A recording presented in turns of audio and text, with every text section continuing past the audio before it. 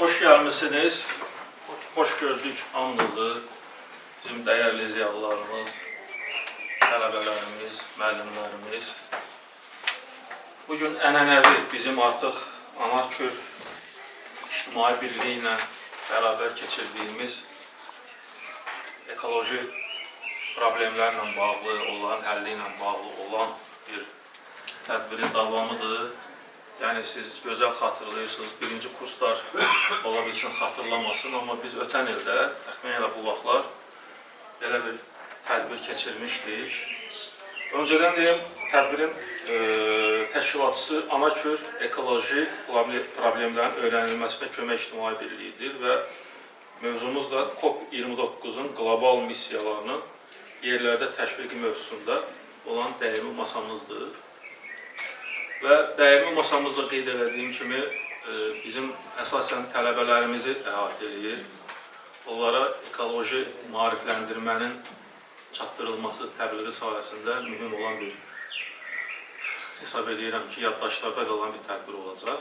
Çünki artıq həmin İctimai Birliyin, Anakür İctimai Birliyinin sədri Rüstəm müəllim Salyan rayonunda, ümumiyyətlə bu regionda bu cür tədbirləri mütəmadi olaraq təşkil edir, müxtəlif məktəblərdə, müxtəlif idarə müəssisələrdə və o seçilmiş idarə müəssisələrin içində biz də varıq, nə yaxşı ki, və bizim fəal tələbələrimiz də belə bir tədbirlərdə iştirak edirlər.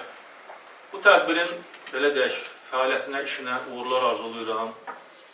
İnşallah faydası görünəcək, faydası bilinəcək.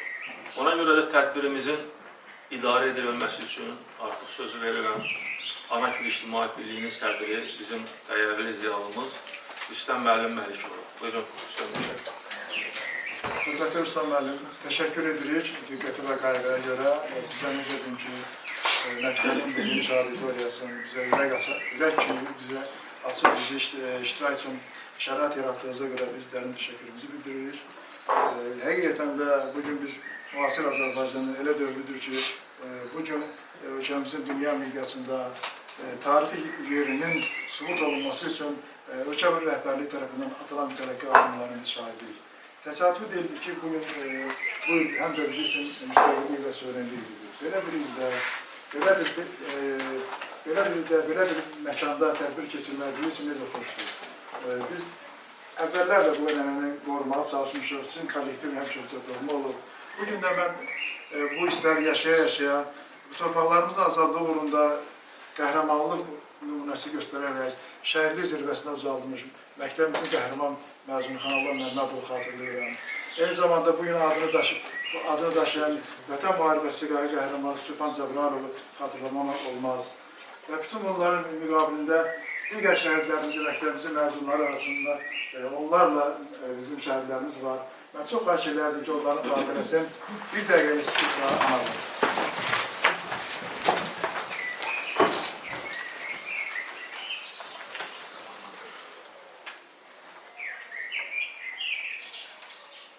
Allah rəhmət eylesin. Allah rəhmət eylesin.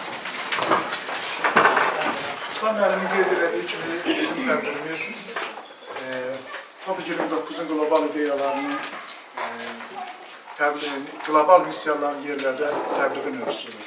Mən bu adı səsləndirdiksə, bu tədbirin təşkili üçün bizə maddi kömək göstərmiş Azərbaycan Respublikasının Qeyri-Hökumət Təşkilatı Dövlət Dəstəyi Agentliyinə, həmçinin bu şəraiti bizə yaratmış Peşə Liseyinin rəhbərliyinə dərin təşəkkür və minnətdarlığımı bildirim və məclisimizin layihə komandasını istəyirəm sizə təqdim edim.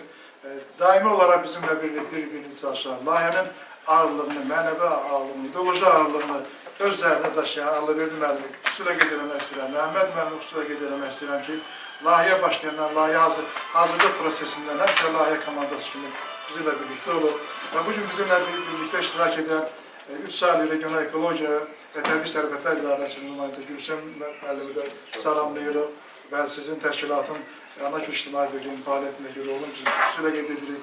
Eyni zamanda bizim media mənsubumuz, qələm sahibimiz Əzizə müəllim həmişə ideoloji dəstəyimizi əsirgəməyib və təqdim edədiyim növbəti şəxsdə Uşaq Gənclər Respublika Uşaq Fondu Salyan rayonu rəhbəri Sevinç xanım, İctimai İcra Hakimiyyəti İctimai Şuranın üzvü kimi və Anaköy İctimai Birliyi İdarə Heyətinin üzvü kimi bugün bizimlədir. Gənclər Təşkilatının əziz qardaşlarımız bugün yenə bir Paris dəstəkdir. Yenə bizimlədir. Bütün bu layihə komandası bugün sizinlə qarşısında çıxış eləməkdə bir məqsədi var. Dostlar, bugün dünyanı bürüyən iqtisadi böhrandan çox, daha çox hazırda ekoloji məsələlərin dünya gündəmində həlli məsələsidir. Dünya hara gedir, mən sözün bədi formasına onu deyirəm ki, bilinmir. Dünyanın addımları, dünyanın ekoloji fəlakətə aparan addımları göz qabağındadır və onu deyim ki, bu məsələ ötən 60-70-ci illərindən ekoloqların gəldiyi qənaətdir. Zaman-zaman bu qənaət elm adamları, dövlət adamları, nəhayət beynəlxalq təşkilatların gündəminə gəlib və Birləşmiş Millətlər Təşkilatı İqlim dəyişikliklərinə dair çərçivə konvensiyası təsis edib. Çərçivə konvensiyasının adı COP adlanır və artıq 29-cu COP Azərbaycanda oldu və deyim ki, Azərbaycan 20-dən çox beynəlxalq tədbirlərdə, beynəlxalq sənədlərin altında imzası var. 2010-cu ildə ölkəmizdə ekologiya ili elan olunub. Bildiyiniz kimi, ötən noyabr ayında Bakı şəhərində çox böyük beynəlxalq tədbir keçirdi. Bu, dünyanın ən böyük tədbiri idi və Azərbaycan yenə də öz təşəbbüslərinə sadiq qalaraq iqlim liderliğini üzərinə götürüb dünyanın ən böyük tədbirinə ev sahibliği edə bildi. 10-12 gün ərzində, 10 gün ərzində dünyanın 180-200-ə yaxın dövlətinin rəhbərləri, baş nazirlər, istifada olan rəhbərləri Azərbaycana yığılaraq bu COP-un ideyaları ətrafında müzakirələr apardılar. Dünyada nə gedir? Dünyada bir neçə istiqamətdə məsələlər gedir. Mən COP-un missiyalarını sizin xatırlatmaq istəyirəm ki, əvvəla o deyim ki, COP29-a mən özümlə şəxsən iştirak elədim, onun bir gününü mən də iştirak elədim və hiss etdim ki, uşaqlar dünyanın ekoloji ürəyi sanki Bakıda döyünürdü.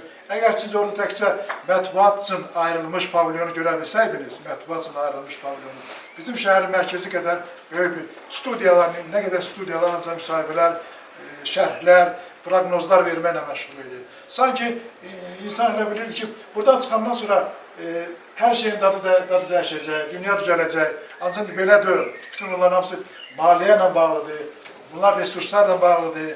Bunlar kadrla bağlıdır, düşüncə ilə bağlıdır, fəlsəfə ilə bağlıdır və nəhayət bizimlə bağlıdır. COP-un ideyaları üzərinə gəlməkdə məqsədim odur ki, COP bizdən iqlim dəyişikliklərinə uyğunlaşmağı tələb edir. Yəni, iqlim havaların istiləşməsinə uyğunlaşmağı tələb edir. COP bizdən maliyyə resursları, missiyaları, maliyyə resursları tələb edir. COP bizdən beynəlxalq əməkdaşlıq tələb edir. Yəni, nəyə görə beynəlxalq əməkdaşlıq? Ona görə ki, bu bir nəfər əgər ekologiyanı sevirsə, o elə heç nədir. Əgər bir dövlət seçirsə, o da böyük bir şeydir. Gərək bütün dünya bu məsələdə, eko, yəni bizim evimiz deməkdir, yəni cəmiyyətin evi deməkdir. Ona görə hamının bu məsələdə öz payı olmalıdır. Ona görə 5-in son missiyası dəvləti sevmək, dəvləti münasibət missiyasıdır. Məhz bu məqamda dövlət orqanları yanaşı bizi kimi qeyri-hökumət təşkilatlarının, media məhsullarının, ictimai fəalların məqsədi bu məsələdə yekil olmalıdır. Deyim ki, bizim Ruslan iştirak edib may ayının əvvəllərində biz bu layihənin startını verəndə layihəmizin iş planına uyğun olaraq Madeirasında görüləcək fəaliyyət planını şərh eləmişdik. Onların da 3 dəyərilməsi və Kür sahilində 100-dən artıq ağac əkmək missiyasıdır. Biz həmin missiyanı çox böyük uğurla icra edirik. Ekologiya Nazirliyinin, Yerli İctimaiyyətin, İcra Hakimiyyətinin nümayəndələri orada iştirak etdi. İndi biz ağacları əkmişik dostlar. Ağacları əkməklə hələ sürü bitmir. Ağacları qorumaq, ağacları malqaradan hifz etmək və onun necə deyim, artırmaq bizim üzərimizə düşən məsələdir. Mən sizi hər birinizi canlı diskusiyalar, söhbətə cəlb etmək istəyirəm. Və demək istəyirəm ki, dostlar, bugün harada əkilmiş ağac görsə, siz elə bilməyin ki, yəni o öz-özündən əmələ gəlib. Onu orada gətirib əkənlər var. Bunun benim bir sözünü sizinlə hadizə çatdırmaq istəyirəm ki, kim ağaclar kəsirsə, sanki o mənim qolumu kəsir. Əgər ölkə başçısının, liderin bu fikirləri varsa, biz ona həmişə sadiq qalmalıyıq. Deyim ki, Azərbaycanda ekoloji fikrin, ekoloji mədəniyyətin, Şirvan Milli Parkı, digər milli parkların yaradılmasının hamısının altında liderimizin imzası var. Və bugün də Azərbaycan Respublikasının Prezidenti İlham Əliyevin müvafiq sərəncamları yeritdiyi ideoloji və siyasi fərq Azərbaycanı beynəlxalq aləmdə iqlim tərəfdarı kimi tanıdır. Nə demək istəyirəm dostlar? Ola bilsin ki, siz də deyəcəksiniz. Sizin öyrəndiyiniz peşələr hamısı ətraf mühitlə bağlıdır. Aqrar sahə ilə bağlıdır. Yəni, sənətkarlıqdan tutmuş, necə dedim ki, o traktorist peşəsində, digər elektrik qaynaqçı peşəsində, digər elə peşələr var ki, siz təbiət həmişə münasibətdə olursunuz. Ona görə sizə tövsiyəmiz layihə rəhbər kimi ondan ibarətdir ki, siz təbiəti sevənlərdən olun, siz ağac kəsənlərdən yox, ağaca qulluq edənlərdən olun. Əvvəla öz ətinizdə, sonra məhəllənizdə, sonra rayonunuzda. Bu qədər mən sizə məlumat verdim. İndi bir çıxışlar olduqca indi süfrəmizdə çay da gələcək. Yəqin ki, imkanımız varsa çay süfrəsində söhbətimizi davam etdirək. Mən indi zəhmət olmasa. Həmişə layihəmizdə öz dəyərli təklifləri ilə bizə məsləhət verən, bizə örnək verən Alıverdi müəllimə söz verilmək istəyirəm. Alıverdi müəllimin gərgin vaxtında bizimlə iştirak etdiyinə görə Alıverdi sizə təşəkkür edirik. Və bugünkü gündə Anaköy İctimai Birliyinin həyata keçirdiyi layihə çox önəmli layihələrdən biri və ənənəvi olaraq həmişə də artıq təcrübəyə malik olan bir ictimai birlikdir. Və buna görə də mən bu ictimai birliyin həyata keçirdiyi layihənin uğurla başa vurulmasını, yenə də o dövlətin rəqabətliyinin dəstəyi ilə həyata keçirilən proqramlar içərisində öndə olmasını arzu edirəm. Təşəkkür ederim. Arzu edirəm ki, bunun maarifləndirmə missiyasını gün xatirinə deyil, biz gələcək nəsillərə ötürə bilək.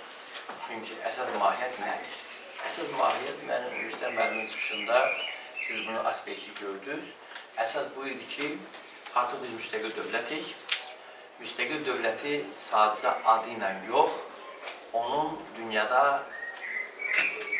söz sahibi kimi dəyərləndirməyi əgər ölkənin qüdrəti çatırsa, onu artıq dünya birliyi qəbul edir. Mən şəxsən bir vətəndaş olaraq, ictimai birlik olaraq, bir ziyalı olaraq, bir müəllim olaraq, mən buna qürur duyuram. Çünki qürur duyuram ki, artıq millətimiz sabaha inamla adımlayır və bu inamlı yolda da öz sözünü deyir, Azərbaycan güvənli dövlətə çevrilir. Dostlar, bizə çay dəstgahına başlayırıq. Necə deyir ki, mən hər üzərimdə şirini götürsün, mən görüm ki, siz nə deyirsiniz. Götürün qıza. Götürün, sonra. Tamam da. Çay için, hadi. Hadi. Sen çay için. Hoş olsun. Gününüzü aydın. Çay için, çay için. Bizden çay içiyoruz.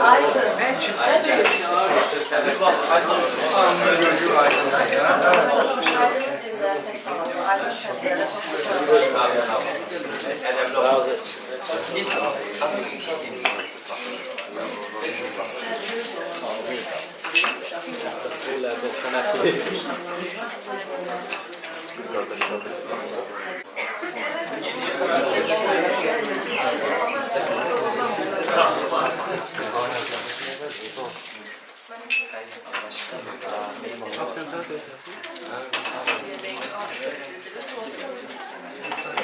Nə narahat edə biləriz?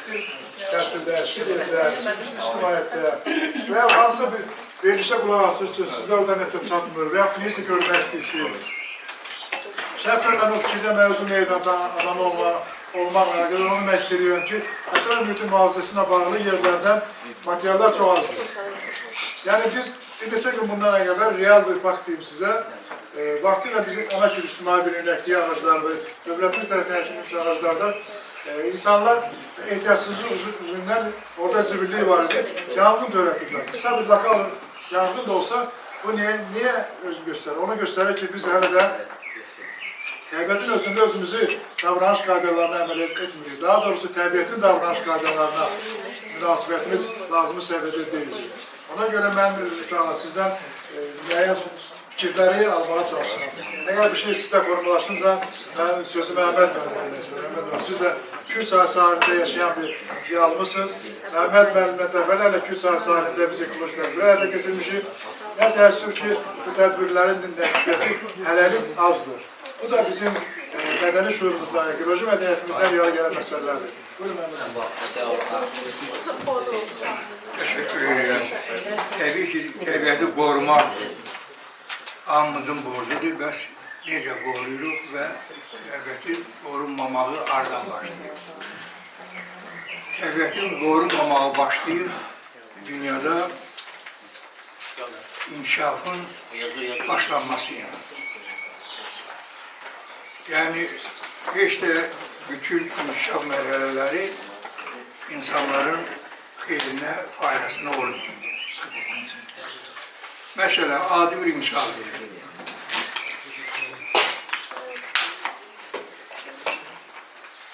Yanacak kimi eski Azerbaycan'da ilk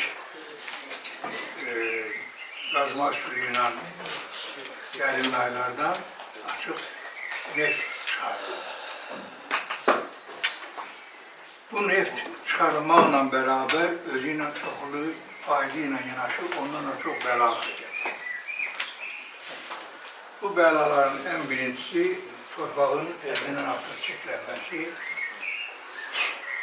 Hatta ilkin anlarda ambarlar əvəzinə torpağın üzərində neft ambarlarının qurulması, birbaşa torpağın məhv edilməsinə, elə o günlərə qədər Bakıya girəcəyində o ambarlar dururdu və daima da orada parlanma prosesi gedirdi.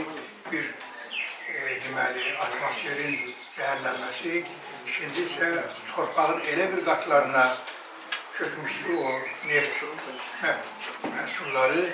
Ondan sonra onun yeniden bərpası üçün o torpağın bir neçə metrlərlə onu oradan götürməli oldular ki, orada indi gördüyümüz gələcəkdə Bayram Meydanı'nın yanındaki yaşamaları salalım. Ve bu günləri bizim bu yoldaşlarımız, uşaqlarımız burada iştirak edirlər.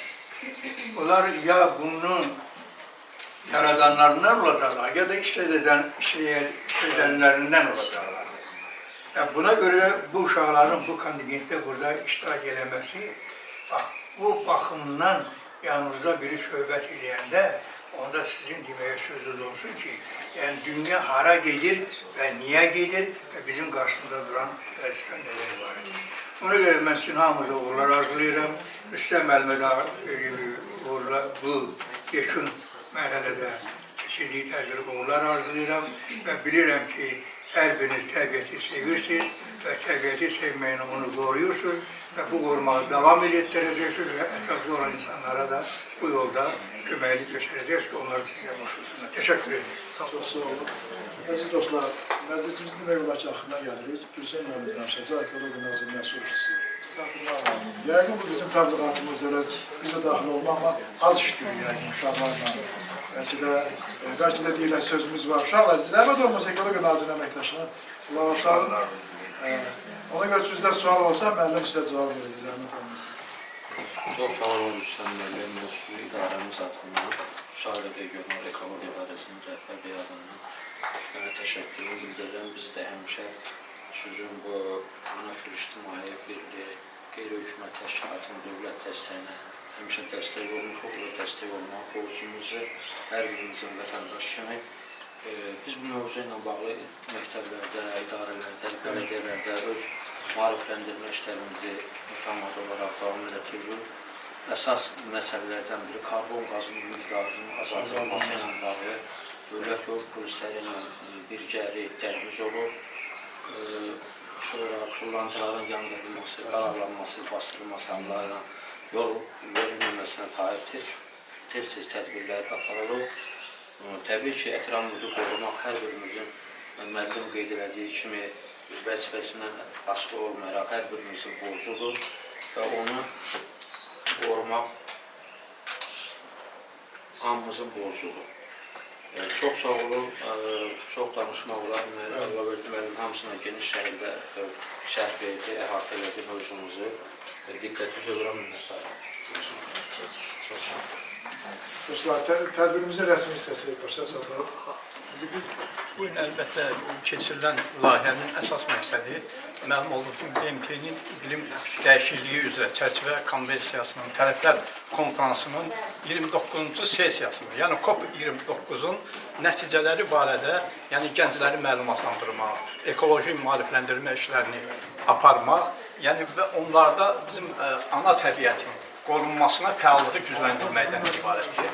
Məhz ona Ona görə də bugün keçirilən bu layihənin əsas məqsədi də məhz yəni ətraf mühitin mühafizəsi, yəni gənclər arasında ekoloji maarifləndirmə işlərinin fəal şəkildə aparılmasından ibarətdir.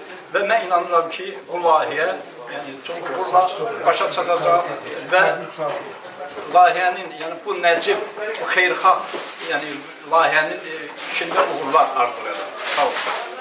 Birinci layihə o biri layihələrdən fərqli olaraq ölkəmizdə keçirilən COP29 son qlobal missiyaların yerlərdə təşviqi layihəsində oldu. Ona görə bu dəfəki layihəmiz digər layihələrdən daha maraqlı və uğurlu oldu.